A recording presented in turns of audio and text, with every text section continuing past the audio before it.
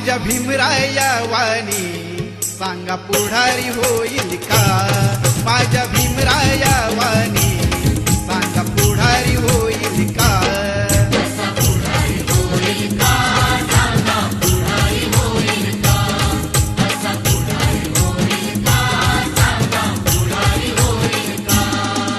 सुज्ञानाचा निर्मळ जरा भीमासारखा माणूस खरा जन्मा येईल का? माझ्या भीमराया वाणी सांगा पुढारी होईल का? माझ्या